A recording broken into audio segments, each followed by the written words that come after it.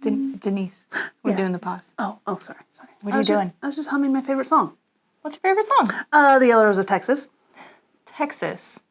Do we know anybody in Texas? Yeah. We had a past president. Yeah, Jason Jenkins. Jason Jenkins. When was he president? He was president in 2006 for a very short period of time. Why was it short? Because him and his wife took jobs down in Texas. But, his leadership just got the association rolling. So we should probably catch up with him. We should see if we can find Jason. Yes. To Texas. Here we go.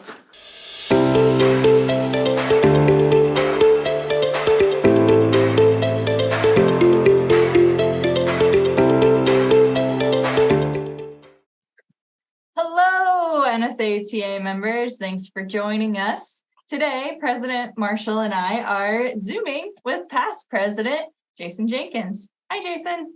Hello. Thanks for having me. We're glad you're here. We couldn't travel all the way to Texas, but we wanted to. We thought about it. But somebody just needs to loosen up some funds. Yeah, that budget. That budget gets us every time.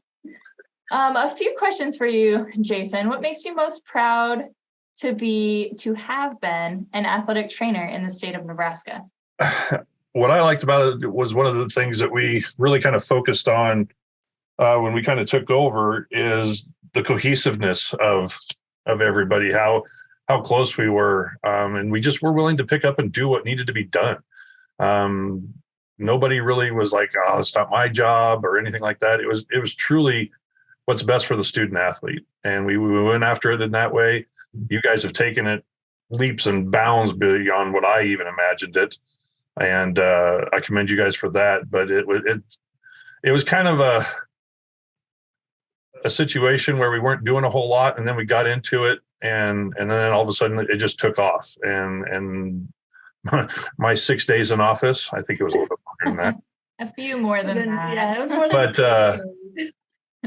it was just that is it just took off like a rocket when we were able to get some things going, and that's what I've been kind of most proud about is where you guys have taken this. I couldn't even comprehend this or even imagined it. So hats off to you guys. But that makes me proud to be kind of have, I guess, getting the ball rolling, and then you guys just shoved it up the hill like crazy. So. Well, you were an instrumental part in how the NSAA is going. So between you and Rob Marshall, Rusty McCune, Jim Johnston, all of those were a great start to where we are today. So obviously you're down in Texas, and I know you follow the NSATA quite often, and you're one of our main people that like our things. Main followers. Yep.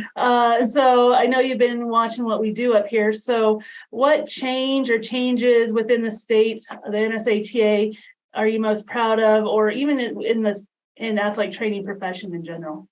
I think your guys' social media presence is amazing.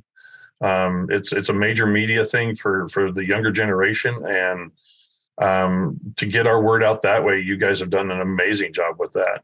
From the cooling buckets, that kind of stuff, or cooling tubs, that was a big one there that I was really impressed with. Well, in this series, past president interviews. Well, I was getting there. Don't steal my thunder. He pauses with us often. Yeah, he does pause with us often. But no, seeing that kind of stuff and me being able to kind of still follow that, even being 600 miles away, has made it a little bit easier to be down here. Honestly, the region down here, 6 is pretty good too about some things, but far and away you guys have beaten that one out there. Originally, kind of when I got down here, it really, really is a good old boy network down here. And if you don't necessarily graduate from Texas school, it's kind of hard to get in on some of those ground level things. But now that I've been down here, wow, 17 years, that seems like forever to say that. Holy cow. I do think he wants to come back. I think so. If you guys can change the weather, I'm in. I'm done with cold. We got down to 50 last night down here, and I was freezing. I can't do the cold anymore, y'all. That was the biggest reason we moved down here, quite honestly. I just that winter of 2006, that 30 straight days of the doozy. I know. That's showing my age right there. But oh my Lord, I sound like an old guy from back in the old days, in 1857. But no, I mean, it was a big one there. I'd love to come back. I've even applied for some jobs too, and have actually sadly turned them down due to other things. And The weather. yeah, but I think some of the stuff that, like you said, you guys have just taken it to such an extreme that your social media presence is probably one of the biggest things that I'm most proud of for you, for the NSATA, and the biggest change that I've seen. Thank you. Thanks. Yeah. I'll even give you one too. Thanks. Well, Jason, when you were here, you were very, very involved in a lot of things. And then now, obviously, you still follow us and really pay attention to what we're doing. What advice would you give to somebody that's looking to get into leadership? Don't listen to Rob Marshall.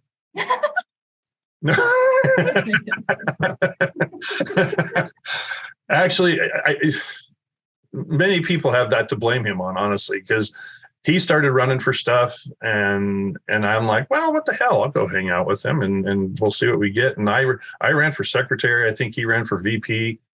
I got it. Unfortunately, he didn't, and it just kind of went from there. And the advice I would give is just jump in. Just jump in both feet and ask questions. And I think even something outside of my professional athletic training career is just that. Just ask the questions. I mean, what's the worst that's going to happen? Somebody going to tell you no? And I guarantee you, in the athletic training world, ain't many people going to tell you no. Mm-hmm. They're going to use you somehow, in some way, in some capacity.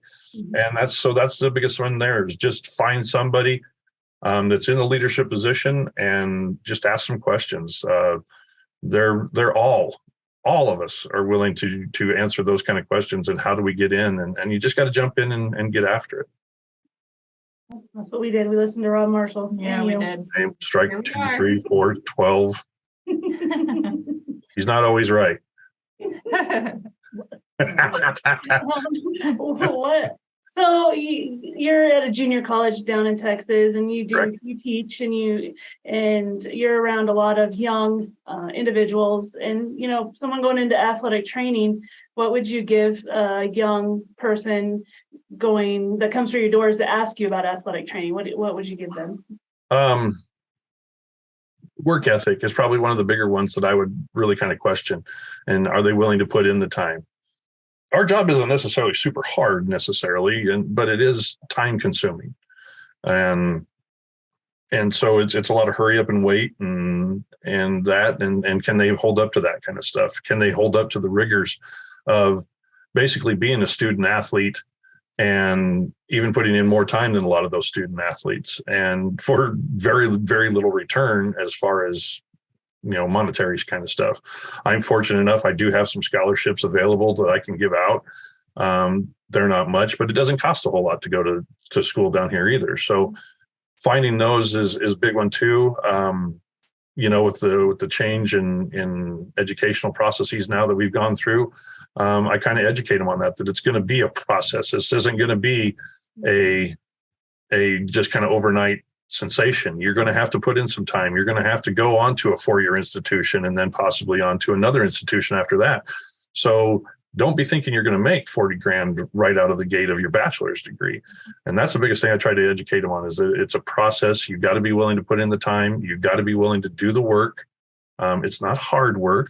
And we've all schlepped our water buckets around and done that and spent our time trying to perfect our taping techniques and learning new rehab techniques, and then hopefully applying those. And that's the biggest portion right there too, is just getting them into those situations where they're not just standing around and waiting and such too. I think that's a big one for the new generation, is that they want that immediate involvement. Gotta get them exposed to it and guide them along the way. And that's what we're fortunate enough to do down here in my situation, is I get them exposed. I mean, I throw them to the wolves right off the get-go. They're out at practice. They're not necessarily covering practice, but they're at least my eyes and ears at practice, where I can't be, we all can't be at 14 different places at once. But if I can have them out there and at least see what happened, that's a huge one right there too. So they kind of do get thrown to the wolves pretty easy, pretty quick. That's how we all learned. Yeah. Best way to learn. Sink or swim. I sink a lot. Well, Jason, it's been great to catch up with you. We sure miss you up here. I miss y'all too. I do. I miss the people. Like I said, I don't miss the weather. And y'all just come south and it's fantastic down here. We're supposed to be at like 75, 80 degrees today. So We're not going to talk about our Yeah, weather. we're not. sweat rather than We'll shiver. catch that in June. So, Yeah. Oof. And that's another thing. It's like, wow, you got that humidity down there too, or up there too. It just, I'm dry heat. I'm a super dry The heat. only bad thing he's got on us is That's the weather. Yeah. Well, That you is, just that's- keep paying attention to us down there and keep being our number one follower. You guys keep up doing what you're doing. It's working. I promise you. Yeah, well, thank you. Thank you. Well, see you later, NSATA, and thank you, Jason.